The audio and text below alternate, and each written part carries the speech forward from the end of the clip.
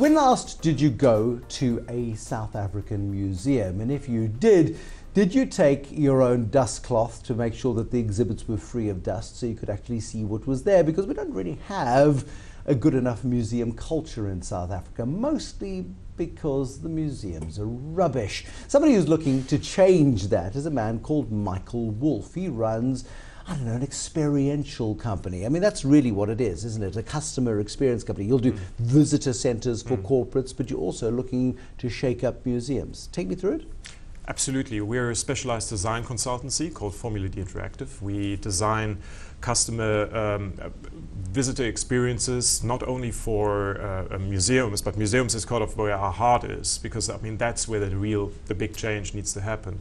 But also corporate visitor centers, how do corporates tell their story? Every corporate has a history as well, and to find that identity and that kind of core, what the business is about, is often in telling that story about through an experiential experience. I mean, if you look back a couple of hundred years and you go to Charles Darwin and you look at the samples he brought from all over the world, and he shook up the museum, World Natural History Museum in London, still has some of the stuff that he brought from Galapagos Islands, huge dinosaur exhibitions of bones and all of that sort of stuff in central London. But it kind of feels like when you go in there that you're stuck in Victorian times. It's fantastic, but is it good enough? Is it the future of museums? No, I mean that's currently, I just returned from a museum conference, Museum Next in Geneva, and that's currently the big thing that's discussed amongst the big museums as well, amongst the big players. What's the future of museums? And they for a very long time they sort of have been the powerhouses of very Eurocentric, of also colonial, very much representing colonial history. All these artifacts, they have been taken from some colonial You go places. to the British Museum and you might as well be in Egypt, except Egypt doesn't have the good stuff anymore because it's all in the British Museum. Absolutely. So what is the idea then? I mean, one looks at museums and say, okay, they are great repositories of artifacts and there are elements of history captured there that you can see nowhere else. Brilliant, and that's useful.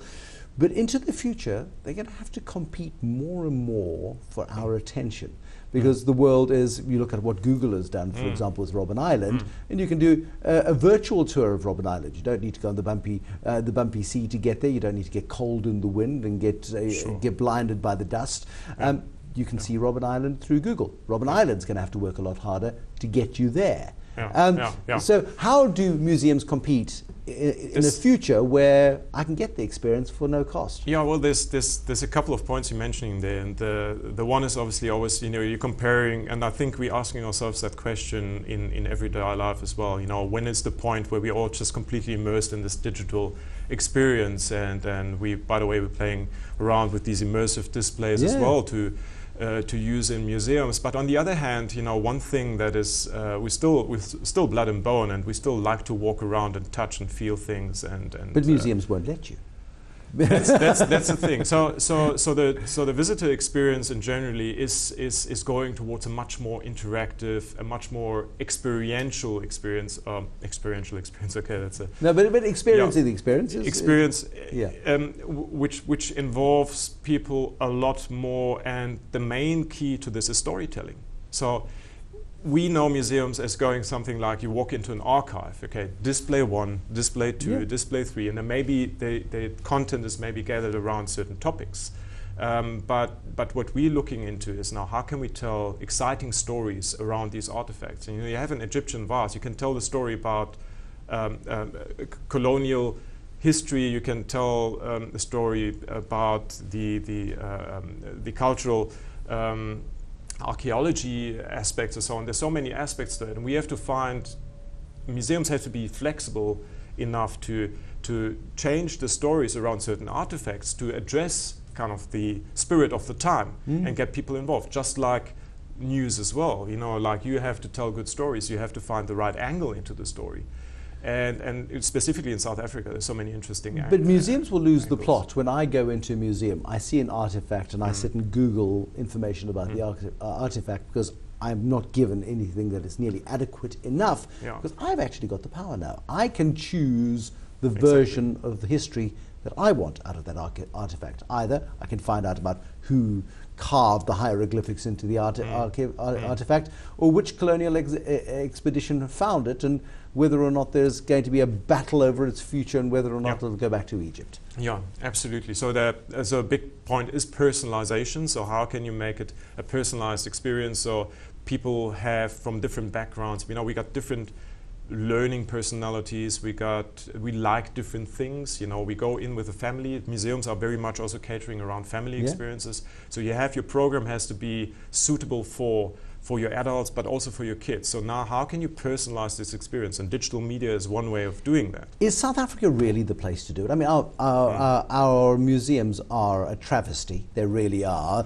We haven't yet worked out which version of our history we want to tell. We've got massive issues with heritage in South Africa right now. Perhaps it is a hotbed for museum innovation. Are you doing it for here, or are you doing this as something to export? Well, we're doing it, we're starting from here, because I feel very much, that's my personal attitude as well. You learn by engaging with your surrounding, etc. And although we live in a global world, and we're doing business in the States, we're doing business in Europe as well. So, but we really at home here, and the themes, and it's also so exciting because I think this whole debate around heritage and what is to be memorized and what not is extremely exciting.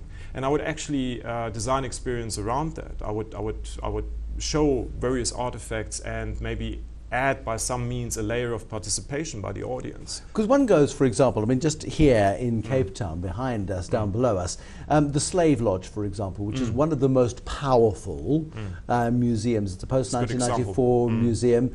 And the power of the Slave Lodge is the stories. It's the human stories of people who came from all over the world against their will and were housed in Cape Town in that building. And you live and you breathe the air they breathed, and you feel it. We have to be very much. That's why museums are so important. We got to realize that it's like merely 150 years ago, people were still sold on the marketplace, and these are kind of the stories that the opportunity of museums. Why museums are so important, and why we have to get people into museums through making the experiences also more exciting, more attractive for people to come. But we kind of source our identities, and there's been a lot of debate. What is the role of museums in who should own museums? There's an interesting one for you. Should museums be profit-generating businesses that make them the experience so worthwhile that you have to go there to get that experience, or should the state be in charge and let them run as they have been? Because then who defines the narrative? Essentially museums, there's probably not one museum in the world that is self-sustainable, that just gets, so there we have to kind of find the line between Disney World, where it's purely entertainment and where you got free run. So, and obviously not saying that we can't create really enjoyable, attractive experiences around heritage content, but there is still, I think that from a funding perspective, but also from, I believe this should definitely remain in the public domain, because we see a trend in our world is that things get more privatized, and you look at public space and the same thing happens. So we kind of, it feels to me, we need those spaces where people can come together, look at heritage, and which has been sort of through a curatorial process, but also through some sort of democratic process, has come to be exhibited there.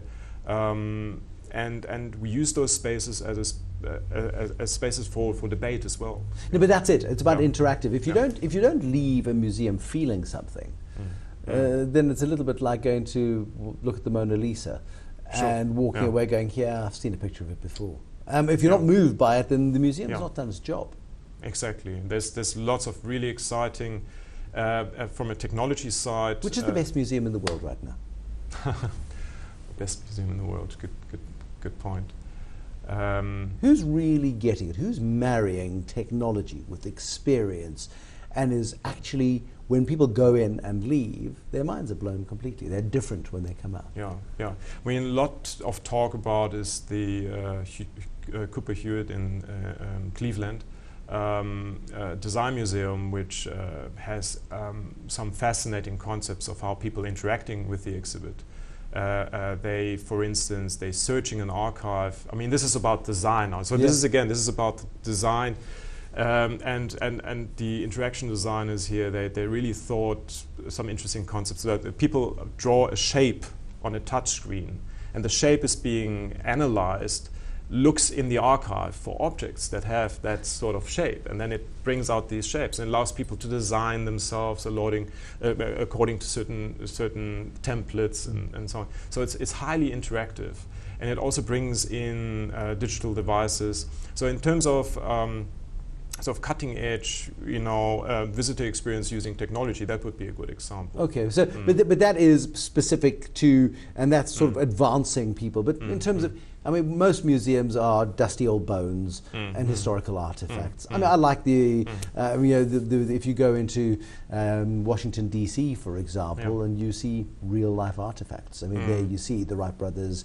the Wright Flyer, and you see the Spirit of St. Louis. These are real artifacts. These are. There's no replacing that. No. But you can enhance it. Yeah, absolutely. You also probably know that most big parts of the museum are, under earth in the archives. The museum never has, they don't have the floor space to display everything and the attention to detail. But sometimes it's not only about the big artifacts. Obviously, these are major draw cards. If you have a big big art objects, etc. But let's look at the District 6 Museum in Cape Town. It's been quite some time. It's been built. It's been there for a long time. But it has definitely it somehow manages to tell the story of District 6 quite beautifully. So it is still a living space because the community element attached to it.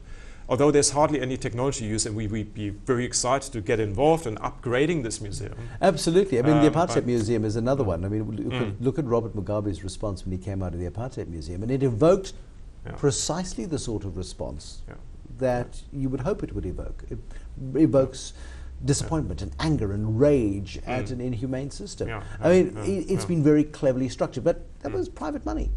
I mean, that was part of the deal to build Gold Reef City was you fund the creation of this museum. It's independently curated, but you fund it. Surely that's the future, where you have, okay, you want to have a casino, well then you need to do a District 6 museum if it's in Cape Town, or you need to do whatever the appropriate museum is in an area. Surely that's a way to get museum funding. Yeah, it makes sense to have it as basically run by an independent, non-governmental entity.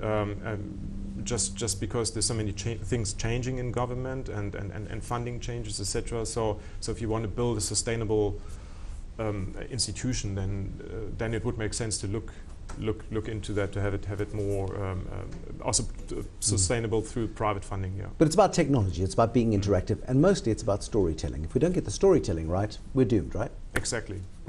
Michael Wolff, nice to see you. Thanks very much for coming in. Michael Wolff, thank you, is an innovative guy. He is based in South Africa, and he's looking to take the museum world by storm. Michael Wolff this evening on Tonight with Bruce Whitfield. There'll be more tonight tomorrow. Till then, goodbye.